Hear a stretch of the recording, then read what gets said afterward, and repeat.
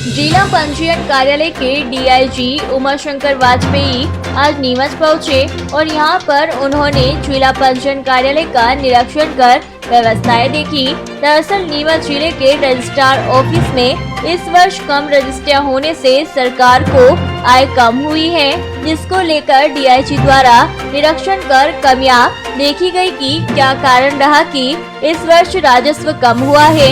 इस दौरान उन्होंने सभी डॉक्यूमेंट्स की जांच पड़ताल की।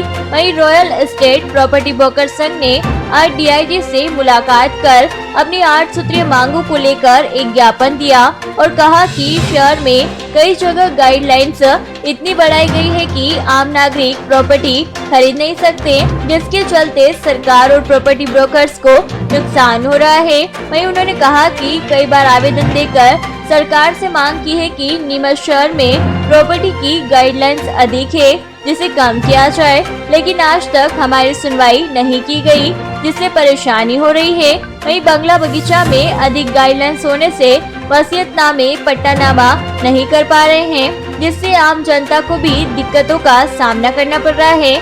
आदि कई मांगों का जिक्र करते हुए उनके जल्द निराकरण की बात रखी। इस मौके पर प्रॉपर्टी ब्रोकर्स राजेश जैन, राजेंद्र जारोली, अजय सैनी, दौलत चारण, जितेंद्र मेहता, अतुल जैन, यशवंत मोटवानी आदि कई मौजूद रहे। नीमच जिले में अभी जो आय लक्ष्य दिया गया था ना, उसमें थोड़ा वृद्धि प्रॉपर नहीं हो रही थी। उसको देखने के लिए हम लोग आए हुए थे यहाँ पे कि क्या कारण है। हाँ, इन्होंने अपना प्रतिवेदन दिया हुआ है। इस प्रतिवेदन ने विचार करने के बाद जैसा कि वो चाह रहे हैं कि कुछ बंगलों में ज़्यादा रेट हो गए हैं, तो जिला मूल्यांकन समिति जो कि सक्षम समिति है उसके समक्ष इसको रखा जाएगा। उसके विचारोपरांत शासन निर्णय। गाइडलाइन तो प्रतिवर्ष बनाई जाती है, उसको नियमानुसार इसका निराकरण किया जाता है।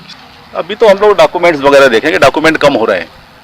डॉक्यूमेंट तो छोटे छोटे वैल्यू के डॉक्यूमेंट ज़्यादा हो रहे हैं। पहले जो थे बड़े डॉक्यूमेंट हुए, और पहले चूँकि लीज डीड भी हो गई थी अल्ट्राटेक की और जेके सीमेंट की, है ना, तो उससे ज़्यादा इनकम हो गई। अभी चूँकि वो इस वर्ष नहीं हो पा रही है, इसलिए इनकम में कमी पड़ी। तो जिसको लाइसेंस दिया जाता है वो चला सकता है। नहीं, ऐसी यदि कोई शिकायत हो तो आप बताइए, उसमें हम कार्रवाई के निर्देश देंगे। बिल्कुल निर्धारित है। अगर देखा जाता है, सुना जा रहा है कि भाई ऐसे कोई गड़बड़, निश्चित रूप से करना जाना चाहिए, तो निर्देश दिया जाएगा। भैया ये हम लोग तो शुरू से ही मांग कर रहे हैं, और अब तो सरकारी अधिकारियों ने भी मान लिया है, डीआईजी भोपाल ने भी मान लिया है, या भोपाल का जो सक्षम कार्यालय है जो पंजीयक विभाग के अंडर में आते हैं या उनके द्वारा जो यहाँ अंडर में आते हैं, उन लोगों ने मान लिया कि लगातार रेवेन्यू कम हो रहा है शासन का। तो क्यों हो रहा है, तो इसके लिए जांच के लिए ही आए यहाँ पे सब लोग। और हम लोग तो लगातार ये मांग कर रहे थे, हर वर्ष मांग करते हैं। और पिछली बार भी हमने कहा था, डंडोतिया जी यहाँ रजिस्ट्रार थे, उठपटांग गाइडलाइन बना गए थे, और हमने जब भी कहा था ज्ञापन में कि भाई आप लोग ये कर रहे हो तो शहर को भी नुकसान है, शासन को भी नुकसान है। और अंतर्गत यही हुआ। आप देखो कि वाकई में इतनी बहुत कम हो गया रेवेन्यू शासन का। और शहर में प्रॉपर्टी का काम भी जो है न बाहर मिल रहे हैं, शेयर बहुत है। वही गाइडलाइन हो जाए, सरकारी जो नीतियाँ है, बंगले बगीचे की एक बड़ी समस्या है, उसका भी एक सम्मानजनक हल नहीं हो पाया है। उसकी भी हम लोगों ने लगातार मांग करी थी, उसके कारण भी। और जब यहाँ पर बंगले एरिया 10 साल से रजिस्ट्री पर बैन था, तो भी लगातार गाइडलाइनें बढ़ाई जा रही थी। जबकि जिस एरिया में कोई रजिस्ट्री नहीं हो रही है और उसकी गाइडलाइन हर साल बढ़ाओगे, तो आज 10 साल बाद जब उसकी गाइडलाइन खुली या रजिस्ट्री खुलेगी, तो वो अपने आप कितनी बढ़ जाती है। आप देखें, आप गाइडलाइन के अलावा हमारी एक और ये बात थी कि भाई बंगले बगीचे एरिया की जो गाइडलाइन बहुत ज़्यादा है, तो उसकी जो है गाइडलाइन कम की जाए, ताकि लोग व्यवस्थापन करा सके, पट्टा करा सके। बहुत से लोग तो इसलिए नहीं करा पा रहे हैं कि उनकी गाइडलाइन ही इतना हो रहा है कि जितने का प्लाट नहीं उससे ज़्यादा तो उसकी वैल्यू बन रही है बंगलों की। और हर साल की जो लीज आ रही है वो उठपटांग लीज आ रही है। आवासीय की लीज भी बहुत ज़्यादा है और कमर्शियल में तो बहुत ज़्यादा है। लाखों रुपए जो लीज के आदमी भरेगा तो किराएदार हो गया।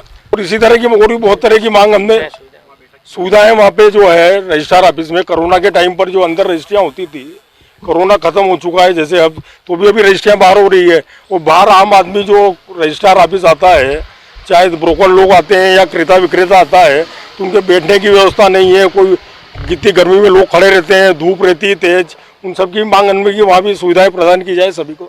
लगातार हम लोग मांग करते हैं, पर कुछ मांगों पे होता है, पर जो एक सेटिस्फेक्शन वाला होना चाहिए वो काम नहीं हो रहा है।